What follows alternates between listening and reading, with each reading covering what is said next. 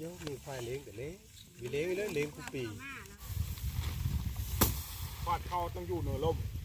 ถ้าอยู่เตอลมนั้นเฮ็ดแนวค่าย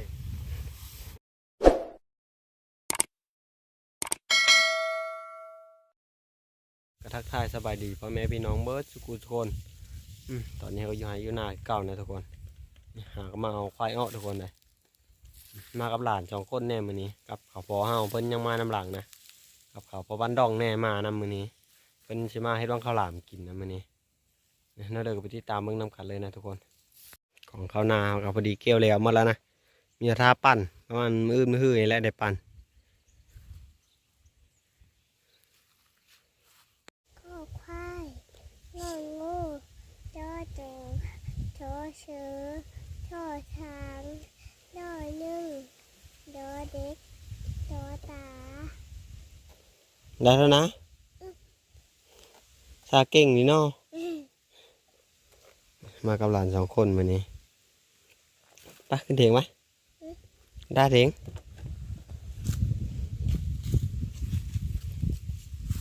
คู่เถียงอยู่คู่น่ะลบไหม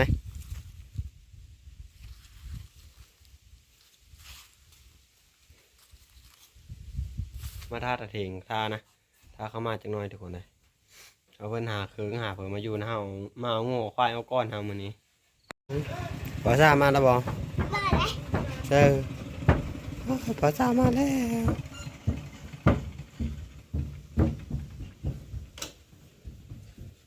อ๋อเป็นเลยก็มาเข้ามาไปเรือไหวนะมาเข้าไปเฮ็ดมังข้าวหลามเฮาถ้ามันข้าวหน่อยยังมาเฮ็ดเขาใหม่ทุกคนเลยปลาไว้เฮ้มันไหนมันนี่ใช่ไหม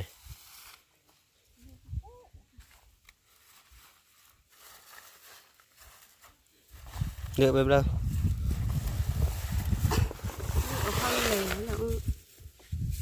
nhấp lên con lên lẻ thôi nhìn ní không hồมันมีคือหมูเขาเลยเป็นแนวนี้นะต่างกับเขาอันนี้เลอะอ่ะเวทกระปุตัวนี้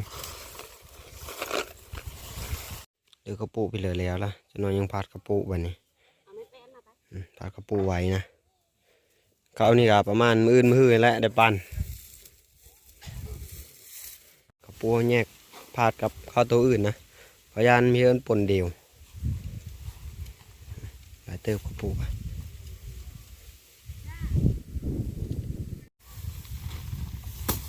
านเขาต้องอยู่เหนือลมถ้าอยู่เตอลมนั้นเฮ็ดแนวค่าย มันจะเป็นเนี่ยมีบนโย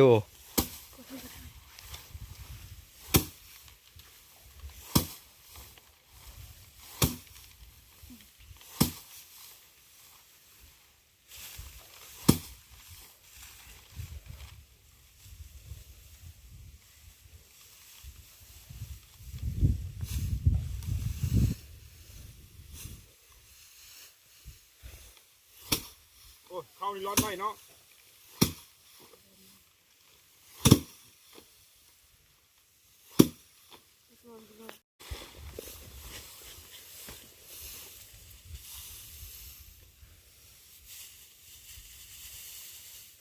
มี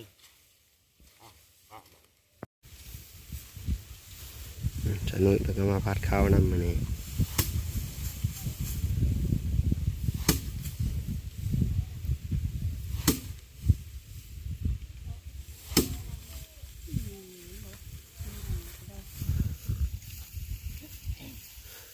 ลมก็โคตรเย็น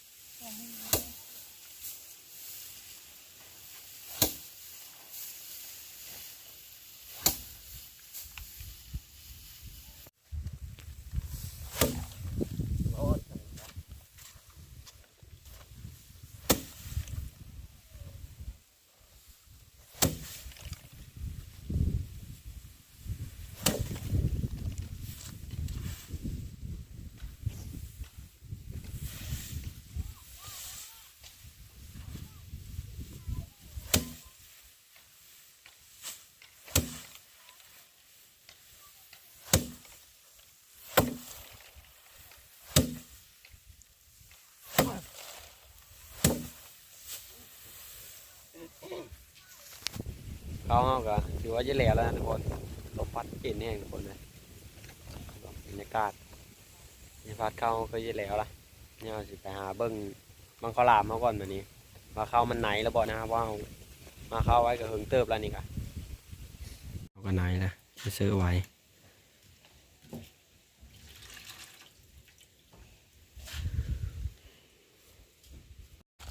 นี่คือบังข้าวหลามเขานะนี่บังใหญ่เติบจากบัง2 4 6 8 10 11บังทั้งหมดนี่หลายเติบเขาก็ได้เซอร์เนื้อโทเซอร์พอแล้วนะมีน้ำกะทิแน่มาเซอร์วันนี้แล้วก็น้ำใบเตยแล้วก็มีน้ำตาลแน่นะมาเซอร์ โอ้แล้วมังงอนทำนี้นะจ๊ะเราจะ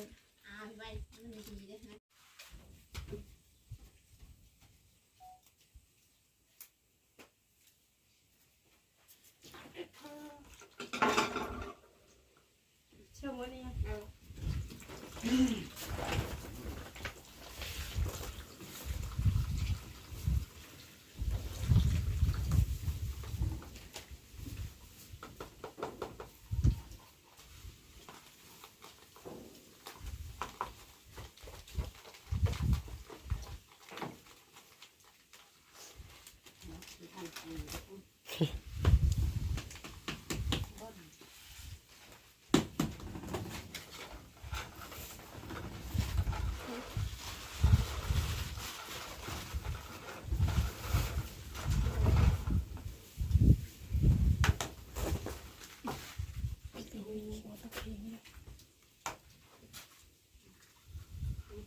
็เข้ม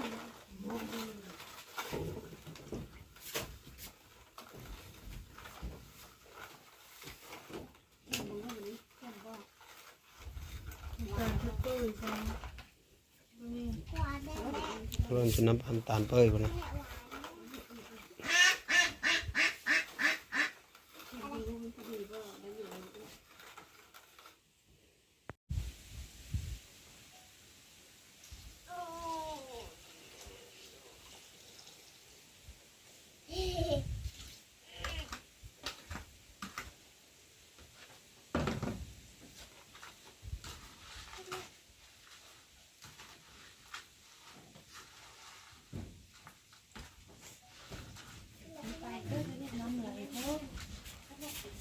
น้ำมีพ่อมีจ้า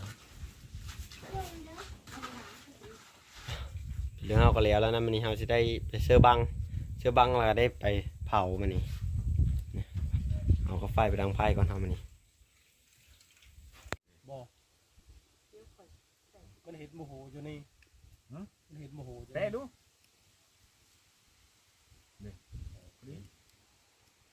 มันก็มีตัวนา เดี๋ยวก็ติดทำไมก็เห็ดลูกกด หลายเนาะขั้นวันนี้มีพ่ออีกนะยังมี2 ลำน้อยพอดีกิน เข้ามาก่อน ข้าวหมดก้อนกับไม้ชาวบ้านมันจะหนาเพราะฉะนั้นแล้วเขาต้องเผาหึมมันจะกี่ซุก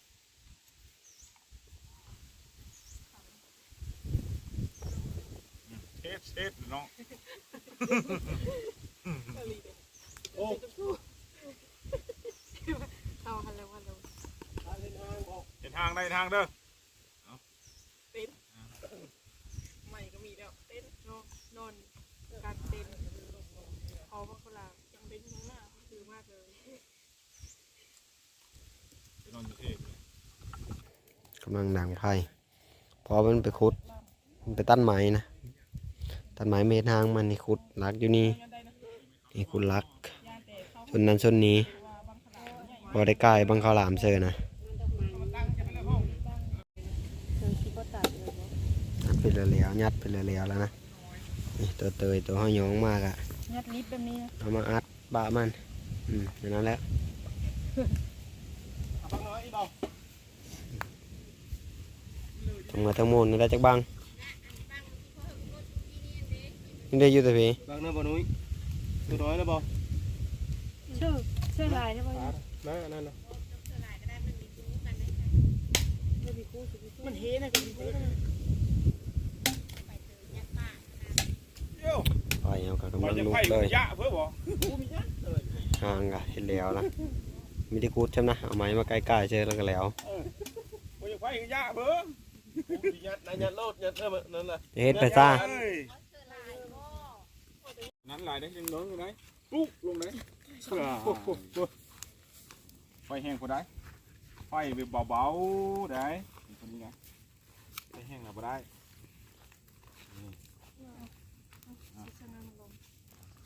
จักหน่อยมันล่มงั้นบ่ ปัดกันแบบว่า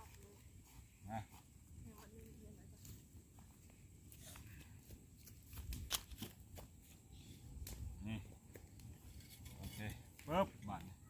เอาไฟเข้าในนะบัด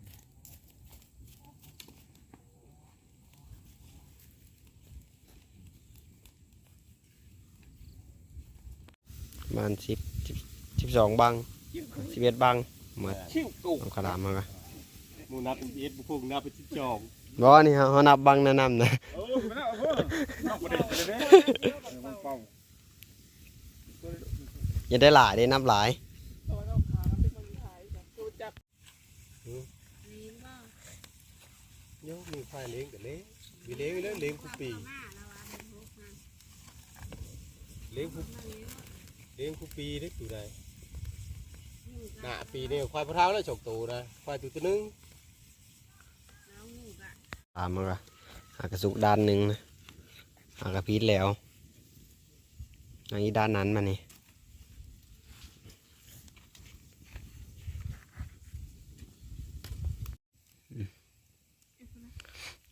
นี่ก็คำนั้นยังมีสุกอยู่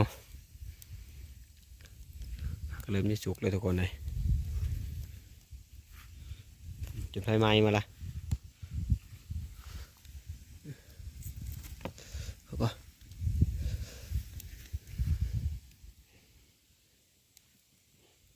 พวกนี้นังท่ากินให้เป็นเฮ็ดไปเลยเนาะ น้ำสุเผาเผาบังกะลา ท่าเฟอ สมเผาสม เผาไปซื้อมีพินมีไปเลยนังเผาไปซื้อ มันจะมีหักตัวแม่ตัวตา มาพาเบิ่งมันนี่กิน2คนเนาะซ่าในบางใหญ่ ประมาณน้ำหลังเด้มันชิมก่อนละบังหนึ่ง นั่งกัดเลยดูแล้วกัดเลยนี่เป็นเพื่อน ขัดด้วยแซ่บเลยจ้าแซ่บบ่ กัดดีด้วยกัดดี ถื ด้ อ วย เอาเลยถือเอาเลยถือเอาเลยห้ามมาขออองเหรอมา กัดดีด้วย เอาข้าวหลามมาก่อนมันนี่จนไหม้มันเลย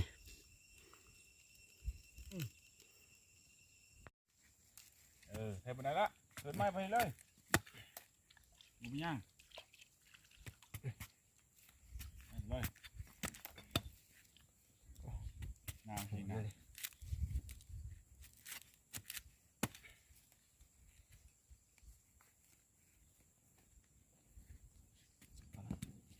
อากาศยังแรงเนาะอากาศดีดี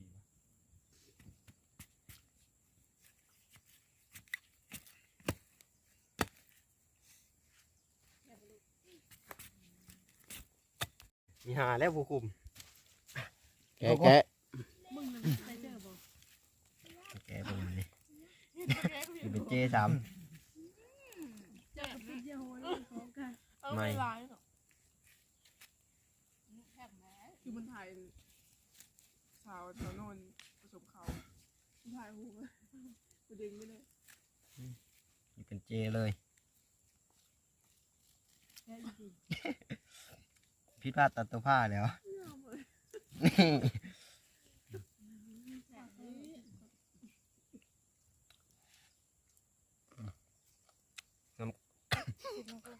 น้ำกรอบจะใช่ไหม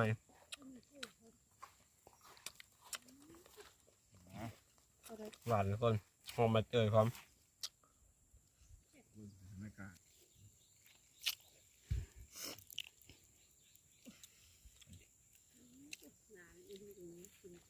นี่ทั่วหลายนี่บัน บางน้อยก็มูนปะ ไหนล่ะต้องน้อยหวานไหน น้ำกะทิมันหลาย กูข้าวนี่มากินพี่ดูพอเลย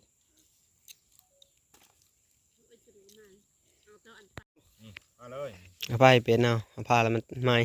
ปลาแล้วจะนั้นมันเย็นก็จะพาผ้า แซ่บมาหน่อย ปลามึงได้ซ่าเอิ้นไหม กินไฟไหม้นะก็แซ่บ กินเปล่า ปืนหอมปืนมาสูจะเต็ม ดีมันบ่ แล้วคนกินแล้ว ยังอยู่ตอนนั้น แซ่บไป ลังพีน ว้าว ชุกมาแล้วบานนี่บางกะลามเขาอะโอ้ไม่ได้พากินแซ่บๆทั้งนั้น เบอร์ใบเตยเลยไหม คือป้ามันเนี่ยเนาะ 3-4ยังประมาณ6-7บังบางกะลามกะดูแซ่บอยู่ทุกคนนะหอมมันนะอันคือตัวหอมแล้วอะมีน้ำกะทิพอแน่กะเพราข้าวไหม้แน่นะ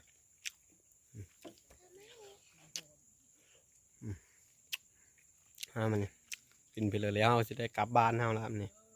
ในมือก่อนนะคลิปนี้เฮาขอจบลงเพียงเท่านี้นะขอบใจที่ติดตามนะครับส้มพบกันใหม่ในคลิปหน้าขอบใจ